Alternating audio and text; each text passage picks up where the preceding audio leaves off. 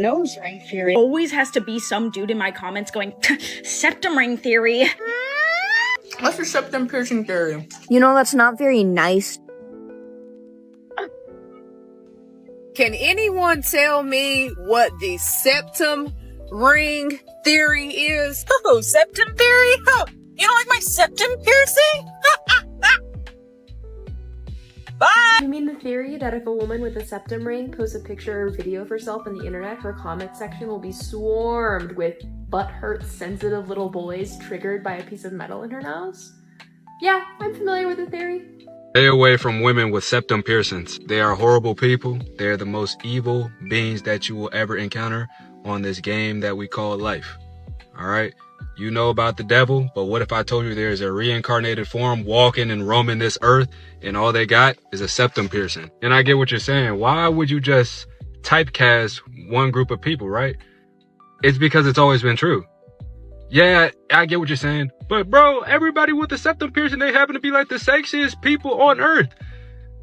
That's true. But that is to compensate for how bad of a person they are on the outside. You feel what I'm saying? It's like their heavenly restriction if you know Jujutsu Kaisen.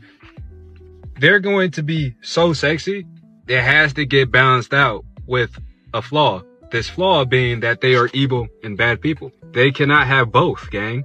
Just the way you're reacting to this information, I'm already knowing you're not going to listen to my warning, bro. But when you go and tap in because you're being curious, you know what curiosity did to the cat, right? That's the same thing that's going to happen to you. But on the inside, it's going to numb you. It's going to desensitize you. You're not going to want any other woman after that. You dance with the devil, buddy. I tell you all the time, bro, this don't come from nowhere. I speak from experience, gang. Look, and don't make fun of me when I say this, gang. She was light-skinned. She was a nurse. She had a septum piercing. And when it was time to do that do, you know what tattoo she had on her thigh? She had the rose tattoo with the peacock. But you're not gonna listen to me though, right? Okay.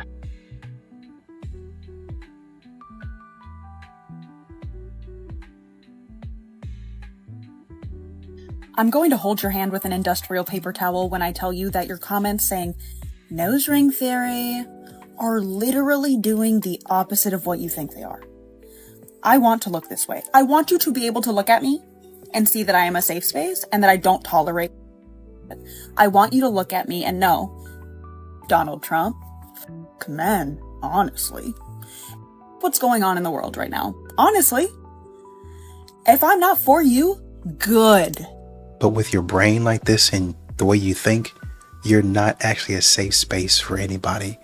You're actually an accelerant for delusion. Septum theory is a theory in which everybody who has a septum piercing is mentally unstable, weird, or has had trauma in their past. Everybody I've ever met who does have a septum piercing, including myself, falls into this category. Okay, what's with you with septum piercing? It always starts with a girl, doesn't it? So there was this girl, and we had been talking for at least 4 months. Then we had been dating for about 6 months. And it got to the point where I was literally like, yeah, this is going to be the girl for me. I'm going to give it 2 years and I'm marrying this girl. Easily. She was literally the kind of girl you would dream of. She was everything you would want physically, everything you would want personality-wise, everything you would want in her sense of loyalty. She didn't really have many friends. I was her first body. She was everything that I wanted. There was no one who could really separate us. All of a sudden, one day, it was like just a switch happened.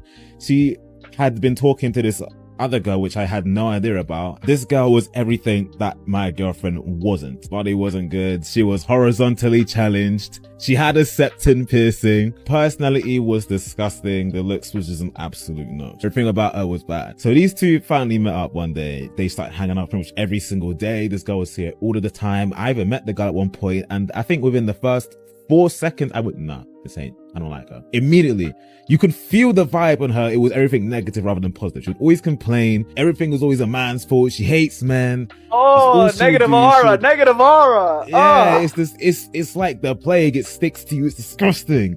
So anyway, The first change that I noticed, because my girl was blonde, she made my girlfriend dye her hair black, changed her entire aesthetic to wearing nothing but darked out black emo clothing, started wearing eyeliner. This all happened in the span of a week. One by one, it was one day black hair. Next day was the makeup change and eyeliner. Third day was the outfit. Fourth day was a septum piercing. And then I think after the septum piercing, it didn't look like my girl anymore. It looked different. As weeks started to go on, she started to try and stick other things in it to widen the gap. And it was almost like this girl had just come from the demon realm and just turned my girl into something that she wasn't. So then eventually my girl's personality changed and I couldn't take it no more. I told her specifically that you even had to change or we're over. And because I had such a great relationship with her parents at the time, my parents would spam call me asking if I had done anything. And I was like, no, I didn't do anything to your girl. Your girl met this one girl and she changed her, and the parents didn't believe me. So I begged them, I say, listen, if you don't believe me, come out for a coffee and then we'll discuss the whole thing. Sat them down, explained everything. They took my side. You sat down with the parents? Yes. Yo! Yes. I don't think you understand. When you really like a girl, you're gonna do whatever you can to save her. Eventually, she turned on everyone, even her own family, and it just wasn't my girl anymore. It was like she had been possessed or taken over. It just wasn't my girl. And after that moment, every time I looked at a girl with a septum piercing, all I still see is that Make it so hard! They make it so hard! I can't handle it! I can't handle this! I can't handle men anymore! Y'all are liars! You lie to women! You promise us a lot! We are objects to you! We are things that you put on your shelf! You're just surviving, trying to raise these kids, trying to do the best you can, and you get $250 a month. What? That is pennies. I had to put my boots on the ground and become a single mom at 21 years old. My life is not what I wanted it to be. You guys got a lot going on. I'm not sure why any man would want to be bothered with that. Oh wait, they don't. That's why they're walking away. The implication of happy wife, happy life is that if your wife is unhappy, she's gonna make your life miserable. Like she's a bomb you have to defuse every day, or it just spreads chaos and suffering to the whole family. First of all, nobody can be responsible for somebody else's happiness, never mind somebody whose mood depends on where the moon is. Can you imagine a man being like, yeah, if I'm having a bad day, so is she and so are the children, and it's her fault? Oh my god, that's insane. Why is that normal to say? How about I love you and we're gonna work through this together, and sometimes my feelings aren't everyone else's problem. But no, a lot of women will be like, yeah, he's gotta maintain me. Oh, are you like a dog that he needs to walk and feed every day, and if he doesn't, you're gonna pee on the carpet because you're reactionary and volatile? And then they'll be mad if he agrees that she's like that. Like, some of these dudes, they sound like their wife is a temple that they have to sacrifice to every day, or else it unleashes a plague. You know what else makes their emotions everyone else's problem? A toddler. Even then, when you feed it and love it and take care of it as best you can, it'll still cry and keep everybody up. Don't acknowledge that something perfectly applies to both you and a 2-year-old and then be like, but we're equal though. Oh my goodness, pick one. Hey, what are you doing? Eating a sandwich. Oh, we're going to my parents' house for dinner. I know, I can't wait to see them. Okay, then why are you eating? I'm hungry. You can't wait an hour? I'll be hungry again. It won't be an hour. I'm gonna have to hug them, talk. It'll be like 2 hours before I even see an appetizer. Okay, what if I tell them as soon as we walk in, he's hungry? No, that's weird. And it's all about me eating. That's what you want. No, it's not. I want to eat right now. I would never do this to your parents. I'm eating a sandwich. Why is Valentine's Day and also weddings typically more about pleasing the woman than celebrating the couple? Because that's just how the world made it. Why are there more traditions to celebrate women, and would that make sense if we're living in a patriarchy? Because women are the prize. Because if it wasn't for a woman, there wouldn't be any men on this earth. So we should be celebrating women every day. But doesn't it take men to also produce more women? But doesn't it take a woman first? You can get an IVF without a man and still have a baby. I clean, I do the laundry, I take care of our daughter all day, so I feel like I finally get it for the first time in my life, all the work that women have been doing for thousands of years. Yeah. And I gotta say, it is not that hard, actually.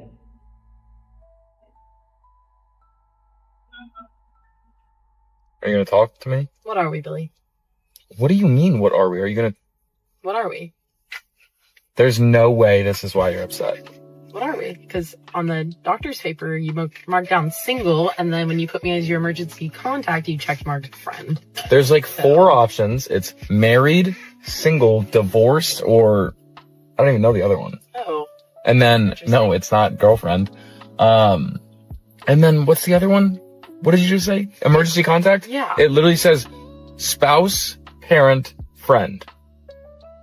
And you put me down as friend? You want me to put Are you parent? friend zoning me? We've been dating for 2 years and I'm getting friend zoned?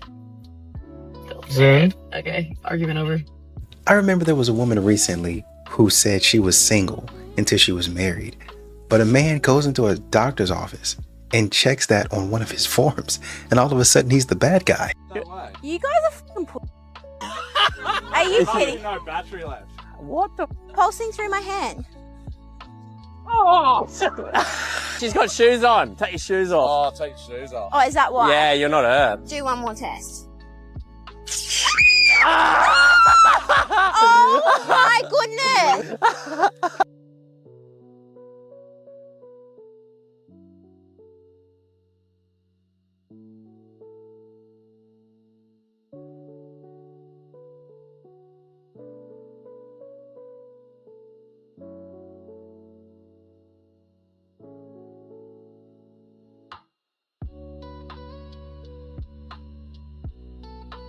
I don't know what to say, man. Just gross, disgusting. Just, this is the type. These are the type of women that want a good, honest, upstanding man. Yeah, I want to go back for a round too. Like, I mean, it looked natural and nice. Like, yeah. What y'all think? Go back or leave it? I like the natural look. En la cama, dase prisa en tu alma, ratoncito en el club. You actually don't, and that's actually kind of weird that you would think that.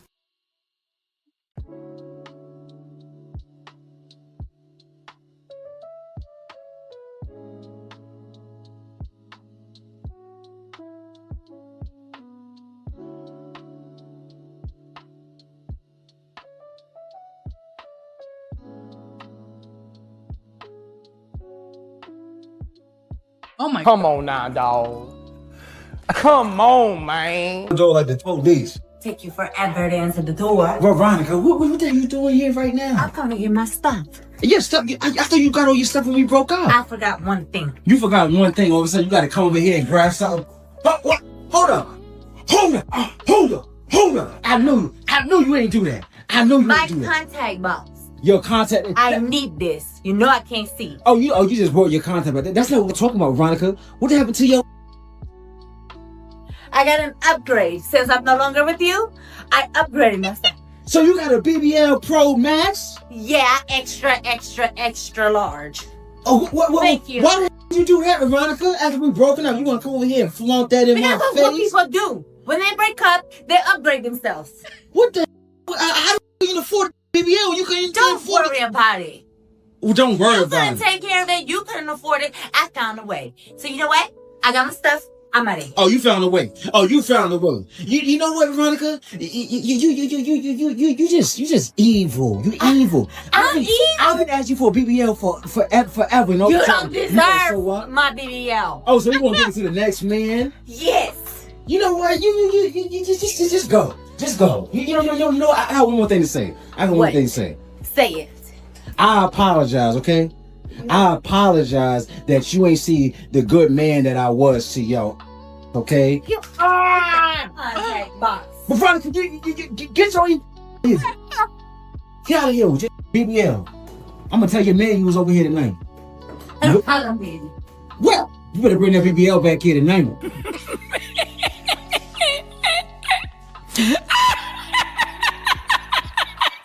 You know that part she said about when I break up with somebody, I glow up or something to that effect? Some men know that to be true about the women that they dated. So these are my reasons why I regret getting a BBL. So my main reason would be the sleep. I don't get a good night's sleep most of the time because I have to sleep a certain way. If I don't prop my pillows a certain way and I sleep with like 6 of them, then I just don't sleep comfortably because I have to cushion my back, like put pillows to help my back out, because if I don't, this will keep me bent up. So sleeping is my main one because it affects me on a daily basis. My second reason would be the weight gain. So the weight gain in different areas that I used to never gain weight in before, which, like, when I say that, I mean extra weight. So now the fat goes to places like my arms, which I used to never have bigger arms. It goes to and they have like tripled in size. It's super uncomfortable because you feel the heaviness. It hurts my back now. So it's like you gained new problems. A few pounds, you can see it all in my face. I get a double, triple down here. So the weight gain in places that's uncomfortable that I used to never gain weight in before. Another reason would be how uncomfortable I feel in public. So I get a lot of stares. I get a lot of laughing behind, like when I walk by somebody, I catch it all the time. Do you know that this is self-inflicted? Especially from women, which is crazy, but I would say women are like the biggest ones that make me feel uncomfortable, that make me feel insecure about it, because even like young girls, like I could be in a store and there'll be a group of little teenage girls and they'll just start laughing under their breath, as soon as they see my butt or whatever. So that's like been a big one, because depending on your mood, like I'm human and obviously there's days that I don't feel my best. So if I walk into some place and I have stares or people snickering under their breath and just looking at my body, then it can get to you and it can be a little bit crazy. And I know some people are going to say like, oh, well, it comes with the territory. You probably did it for attention. I really didn't do it for attention. Obviously everybody has their own insecurities of why they got their body done, but I don't think it's still a reason to make somebody feel insecure. If there's like a certain demographic of people, if you catch my drift, I don't like to be around it because they look at you like, oh, that's disgusting. Like, why is that thing so big? There's definitely pros and cons. So if you're thinking about getting your body done, definitely think it through, because it's not all rainbows and sunshine. What? The audacity for you to pull out your camera and record another woman because you think her BBL is too much? This is why people are afraid to come to the gym or have anxiety about people watching, judging, or possibly recording them. You're wrong and you need to be called out. And that's why I'm doing it. It's weird, pick me activity, okay? You don't want a BBL and you mad because you got to work for the body or the butt. And I get it. I'm working for the butt too, okay? But that's the route that we're choosing. And we shouldn't be judging somebody else because they made a different choice. What, you think you're better than her because you didn't go get a BBL?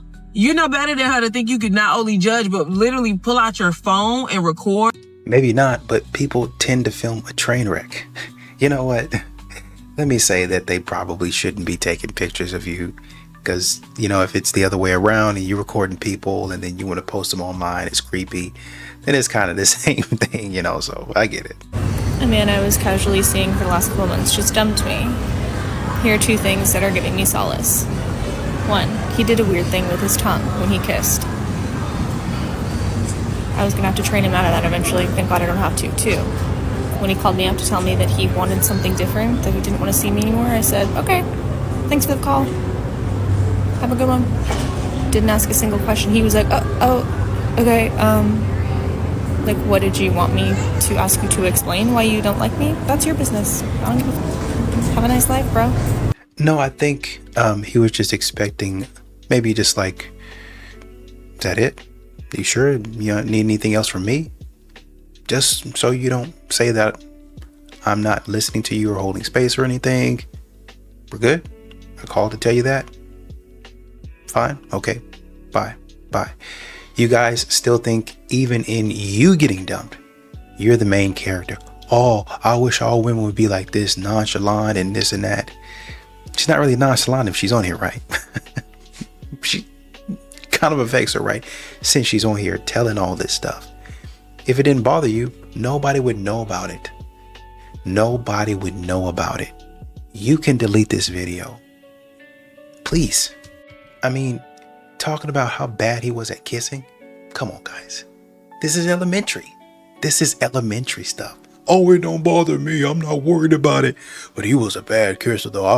I would have had to train him. Oh, yeah, so you was going to stay with him. Shut your stupid behind. Bro, to the man at the gym that I was talking to, my gym crush, bro, is the only time I'll admit I'm sorry. I don't even know what I'm sorry for, but you are just so fine. You were so fine. I haven't seen your little fine ass at the gym in like, what, a week? Tops? I'm going insane. I will do anything. I will buy you 2K right now. Stop playing with me. Please. I need to communicate. You were my gym motivation. You were my, oh my God, you were just so. When I tell you this man was so. Oh, please. Give me one more chance. He's acting as if tall guys don't like shorties. Oh no, I'm on you guys now. Okay, so in the comments, a lot of you guys were like, oh my gosh, how dare we have preferences? There's nothing wrong with having a preference. What's weird is when you guys make it a requirement. And this goes for both guys and girls. Someone in the comments was like, yeah, my man is like 6'4", and he liked me because I was like 4'10". Do you not find that a little weird? Am I crazy for thinking this? Like, if you're super, super tall, like 6'3", 6'4", or whatever, and you say as a requirement, yeah, my girl has to be like 5'2" or below. What? No, that's weird. If you're making it a requirement to be short, that's weird. Nah. Like, yeah, on average, girls like a guy that's taller. A girl, if she wants to wear heels, she wants to at least be shorter than the guy she's dating. That's completely chill. I'm not saying you shouldn't have that preference. Have that preference. But it's weird when you're like 4'10", 5'2", whatever, and you're like, yeah, my man has to be at least 6 foot. And it's also weird if you as a guy are like 6'1", 6'2", 6'3", and it's like, yeah, my girl has to be at least 5'1" and below. No. That's weird. And before you guys are like, oh, he's just complaining because he's short and doesn't have good luck with women. Like, guys, I'm 6'1". Height's not an issue with my life. Anyway, argue with the wall. Have fun. Bye. You know, to the point that he talked about my man is 6'4" and I'm 4'10", that is kind of funny. I'm not saying it means anything. I'm just saying women, they like to make it seem like men like children in that way when it suits to them. Like, say if a man were dating somebody who's 18 years old, he happens to be like, I don't know, 30 or something, like 35, 40 or something like that. Oh, you just say that you like children. Or if the age of consent was like 17, 15 or 16, then that's what you would go for. Stupid stuff. But y'all never say, oh man, when you're up next to this guy, he clearly looks like he could be your dad. Like you clearly look like a child. Like that is everything okay here? Oh no, that's my man. That's my big teddy bear. And all of a sudden everything's fine when you want it to be fine. You know, people come on here and they're like, we should have women's only gyms or women's only hours. And then other people come on here and they're like, that's sexist. You know, let me give you an argument for the women's only hours. So I was just at Planet Fitness and I'm very intimidated by the weight machines. And I used to use them all the time, but I don't know, something got in my head after taking a break from the gym and now I'm like intimidated. So I told myself, I go, today I'm going to go on the machines. I'm going to do it. And this is what I wore to the gym. And ever since middle school, I've been very aware of how my body is shaped. And I'm not saying poor me. I'm not saying anything. I'm just saying I have been very aware. If you have a very similar body to me, you have been very aware since it happened to you. And I, unfortunately, was doing a machine today where I was like slightly bent over on this machine.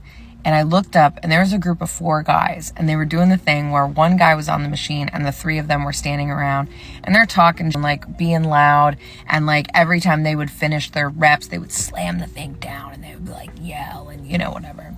And while the other guys were standing around, it's not like they were like participating.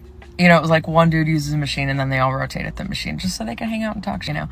And when I looked up, because I would do my reps and then I would take a break and then I would do my reps, take a break. And when I would look up, 2 of the dudes were staring at me and talking to each other. And I'm not sitting here going, oh my God, I'm the hottest girl at the gym. No, they're doing this to every woman there. And I was just like, this is, so I have a hoodie that I typically wear around my waist when I'm there. So I put the hoodie on, I zipped it up, and I just had my headphones on, and I just kept looking down. And yeah, of course, when I would stop, I would like look back up. And like I said, I noticed him doing this to every woman that was there. So, and then it's like, for people going, why don't you just say something? What am I going to say? What am I going to say? You know, how am I going to word this to the, you know, the girl working behind the counter? Like, because she would probably be like, yeah, it sucks. There's nothing I could do.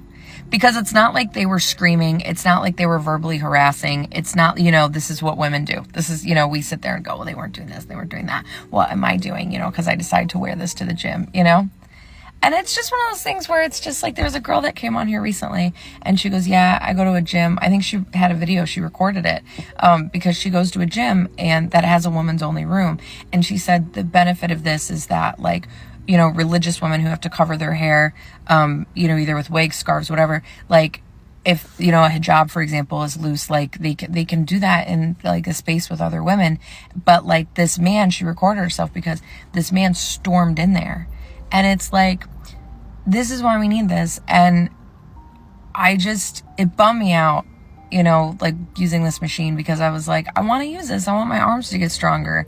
And like, I had to get up and like, I finished it, but it's like, if I didn't have my hoodie on, you know, and it's like, it's just a bummer.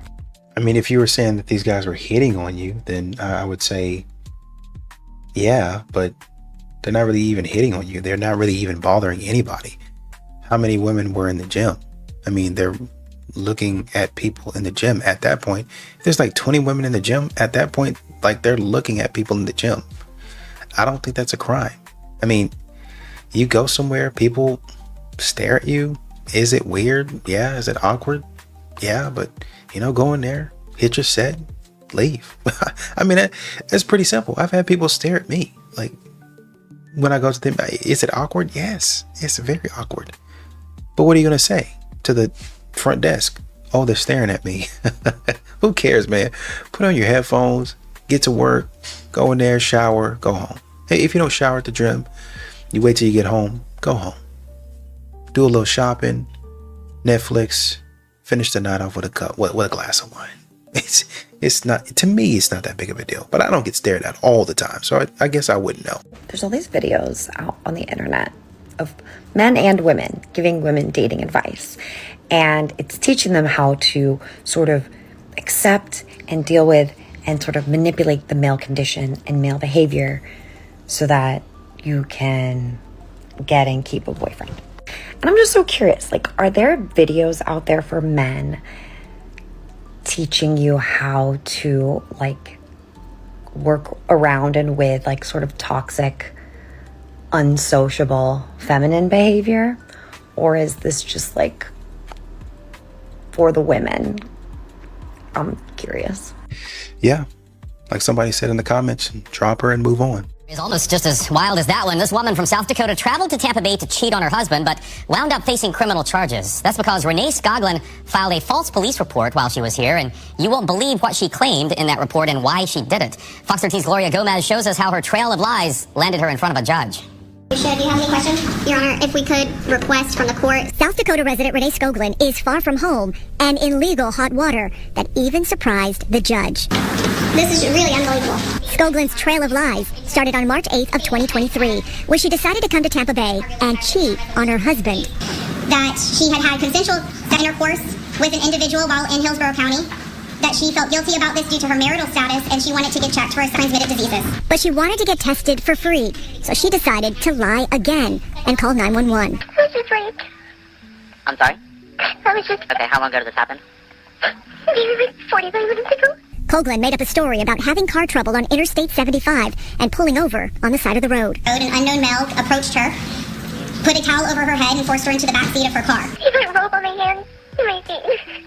Because her face was covered, she couldn't describe her attacker, but her story started to unravel when police checked her cell phone and found this Walmart surveillance video of Skoglund buying the rope herself. She confessed to making the whole thing up. She was charged with making a false police report and decided to take a plea deal. I never sentenced anybody for perjury, but it's a good reminder to everybody that perjury is a crime, and all of the stuff that you made up and the resources expended on it could have been used and probably needed to be used by other cases that were real.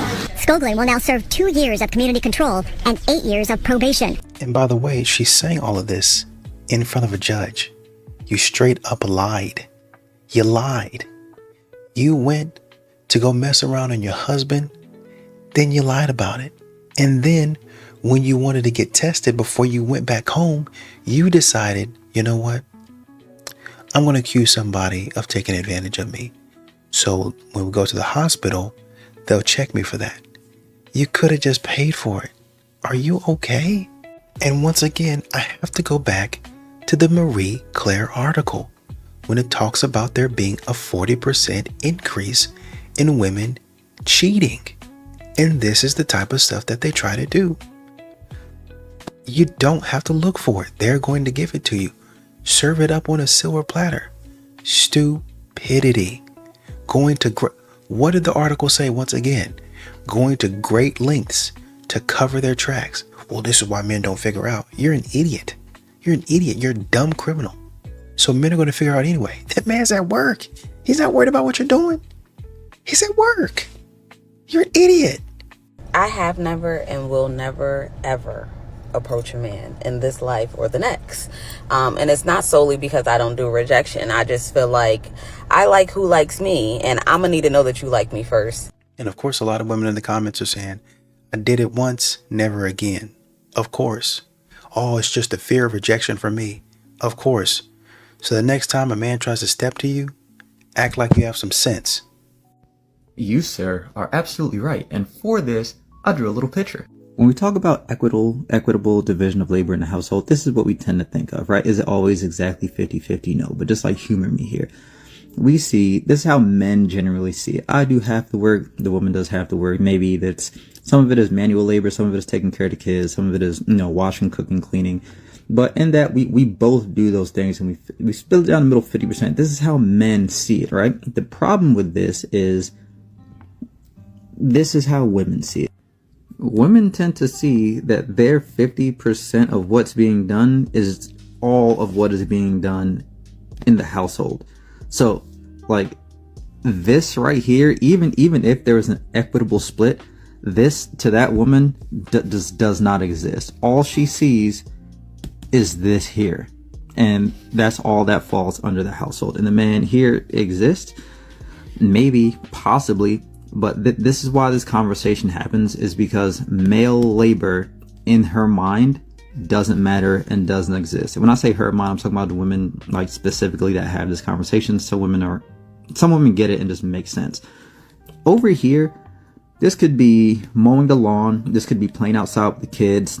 This can be washing dishes. This can be whatever time of week that you cook, maybe order food. This can be whatever chores the man does. She will always see this just as an addition to the 100% that she does. She sees the man as like an assistant to what she does. Even if he's doing more than her, she still will see as the household is being upheld by 100% of the work that I do. And a big proof of this is when, like, some wives will go, or girlfriends, whatever, will go on vacation and the house is perfectly fine. The man will have none of the problems that exist when the woman is there, because most of the problems are of her own doing. And she just doesn't realize it. She just thinks that's how people are supposed to live. He doesn't have these issues. If they have kids, a lot of the time the kids don't have any issues. The kids are fine and taken care of, they're good, and the household runs fine and smooth without her there. And she cannot conceive how that's being done. Why? Because her 100% is not being done. Her 100%, and a lot of that 100% is just work that she created for herself, honestly. And I think most men understand that. But she can't conceive it, because my 100% of the work, which is all of the work that's being done, isn't being done. So how can he, as my assistant, be accomplishing any of this? They don't get that. And again, this isn't like an all woman kind of thing. It's the women that specifically hang on to that conversation. And notwithstanding, yes, there are pieces of men out there that exist, and I just don't understand why y'all keep marrying them. Because they were like that before you married them, and then you're surprised that they're still like that when you marry them, and surprised that they're still like that after you have kids. That's just weird, and you should just blame yourself for that. However, the vast majority of relationships have fairly equitable splits of labor. It's just that generally one person just overvalues the labor that they do. A guy in the comments had another take that I like. He said, I don't think it's that women don't see the labor that men are doing, but rather that a lot of the labor that men traditionally do is seen as low priority to them. Bingo. If you mow the lawn instead of helping, if you mow the lawn instead of helping decorate for a Labor Day party, then the woman is going to see you as not contributing because they don't necessarily care if the grass is 0.5 inches longer. They care about how their status is going to be perceived when they invite their friends to this party. Exactly. If the grass is too high, they're going to be like, oh, what's wrong with the grass? Why didn't Joe cut the grass? Why didn't he cut the grass? But when Joe actually goes out there and cuts the grass, and he doesn't wrap a little baggie of mints and chocolate, then all of a sudden he's a problem. What's frustrating about a man complaining about not getting women or like being rejected, to me, there is a plethora of material which you could study to know what women like. And then you could present women with something they like. But rather than doing that, you want to do things that women hate, per the advice of Andrew Tate, and then you're mad at us for rejecting you. The handbook that you should refer to is John Hughes movies. 90s rom-coms as well. Like, read a romantic book. What women want is just, there's so much material for you to study. Like, literally. You're just being stupid. You're just not educated on how to get girls. Educate yourself.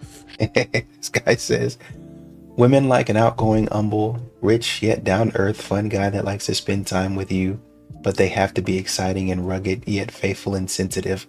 They should also be tall and attractive. Problem is, every single one of those traits clash with each other completely, up until the last two, which they have no control over. Somebody else says, honestly, I don't even know men who are complaining about this at this point. Like I'm a single man, and the single men I talk to are like, bro, we're solid. Being single and discentering women is great. Me neither, bro. These women, they think it's about them. If you are a married man or you in a relationship, stop being flattered by women throwing themselves at you. I know it boosts your ego, but it has nothing to do with you. It has nothing to do with them wanting you or nothing like that. They just want to be in competition with your wife. Like, that's just how women are. I used to talk to this dude when I was in high school. I've never wanted that man. He done tried to talk to me. Never wanted that man. I had started seeing him talking to this girl, and she was cute. And like, me and her had a similar aesthetic, but she was cuter than me. Like, she had nice hair, a cute little shape. Kept it 100, huh? And right. Ever since I seen them together, like, I used to want to take him from her, and it had nothing. That's what women be on. What is it? Any truth to it? Yeah. I think just like it's truth too, women don't really dress for men. They dress for the other women they're gonna see when they're out. You know, out on average, women usually will dress because they're gonna get either compliments or they're gonna get looks We ain't from talking about other dressing women. though. Y'all So be I'm saying the wanting same men thing. only because that's that woman, man. Y'all be dressing for men too. Period. It's just that a woman is going to hype you up before a man will. Y'all are dressing for men too. Can all my like psychologists, therapists, psychology majors, whoever it is, explain to me the science behind why guys cannot possibly just see you as a friend? Like, and I'm not saying this just to complain or like to be upset, but like every guy friend that I've ever had always ends up confessing feelings. Every guy that I thought like I looked at like a brother, I was like genuinely, I'm being so serious, like, oh, they're a brother to me, like never. Always somehow there's something that they say or do that I'm like, what? What did you just say? What did you just say? Because why do they always confess feelings? And I don't know if it's like a difference in they just don't think that women and men are built to be friends, so they think that like they look at every woman like a opportunity to date. I don't know, but it's such a common problem. I don't get it. So a guy says here, I believe women treat their friends far more intimately than men treat their friends. It's much harder to misconstrue a man's friend as a romantic interest because men lack so much physical and emotional intimacy with their friends. So when a woman is intimate with a male friend, it's often the only time that a man has experienced that outside of dating. And he says it's easy to get confused for young guys. And he has a tip here. He says to help with it, go out there and actively seek platonic relationships with women. And the more you do this, it's going to be easier for you to understand how women act, what it looks like to be a close friend with a woman and the like. And I see where you're coming from, but I think with what some men have experienced, that it's kind of hard to separate the two, right? Because when you're a friend with a woman, a lot of times they're expecting you to do things as a boyfriend would. And it's not necessarily, so that's how the roles, not in all situations, but in some of these situations out here, that's how the roles get confused. Because he's like, I'm still acting like a boyfriend. What do you mean? I still have to open the door for you. I was okay, well, you open the door, you should be nice for people. And anyway, right, fine. But you're expecting me to open the door. That's something that that's just chivalry. Okay. All right. Well, I'm expected to pay for things when we're out. You're not paying for anything. You just expect that. Right. So if we're going to talk about the guys, we need to talk about women and how they need to buy into that system as well. That means when you're out when we're together, I don't mind paying as well. I don't mind extending myself to you as well. We're not talking about being intimate in the bedroom and all that stuff. We're talking about if we're actually going to be friends, let's be friends. Don't have to wrestle and do all of the play fighting and stuff. But if we're going to be friends, let's be friends. Let's split stuff. Let's do stuff as friends would do. And don't expect me to act like I'm the boyfriend here. I'm on husband duties. I was watching it was like a clip or something like that. I think maybe Sigma Male had actually had in one of his videos where the woman was, they would go to the store and she would expect the man to pay. They would go to the subway station and she would expect the man to pay. They would go out to dinner and then she would expect the man to pay. Oh, well, I thought we were just friends. Well, I would expect my male friends to pay for me. Why? We're friends. Even if I went to the store, hey, I got you. Hey, man, I'm going to hey, don't worry about it, I got you. We go to the store. The next time, you still expecting that. We go to a restaurant, hey, I got you. We go for dessert, I still got you. Why is it always the man having to perform as the protector and the provider? But a woman, depending on the situation, and even in that situation, can turn into the nurturer. She can turn into the one that listens and soothes, depending on how she feels. But it don't matter how a man feels. If somebody is coming down the street, okay, which of us is going to jump in front? Well, logically, you're the stronger one. So I need you to help me out just this one time because we're friends. Okay. Well, I'm having some trouble at home, or I'm having some trouble with my girl. Logically, if we're going off of that, you're the stronger one emotionally, or you deal with emotions more. So I should be able to lean on you because that's your strength. But so many times in these relationships, men have to exercise their strengths and they really don't get anything in return except maybe a side hug and oh, gee golly whiz, that Joe, he's so great. Sorry I'm picking on you, Joe, but for this video, I need your name. Literally every time I'm walking at night and I see a man running just so freely and alone, I just want to grab him. Be like, do you know how lucky you are? So I have a question for you. You raised a child that you thought was yours, as yours. You still raised that child, did you not? Does your child believe that you are the father, that you raised him or her? Do they have a problem with the fact that you raised them? I'm not saying that it's not wrong, right? But I'm asking these questions because the way you look at it is, I'm going to take her to the cleaners because she lied about it. Did your life become less because you had a child in it? Did you lose out on life? These are the questions you're going to be asked in court. Okay? I'm talking from somebody who sees cases all the time. Not these types of cases, but just cases in general, right? They're going to ask you these questions. Did you lose out on quality of life because you were a part of this child's life? Did this child lose out on quality of life because you were part of their life? I'm pretty sure the answer is no. I'm pretty sure the answer is going to be they probably had a better quality of life because you were in their life.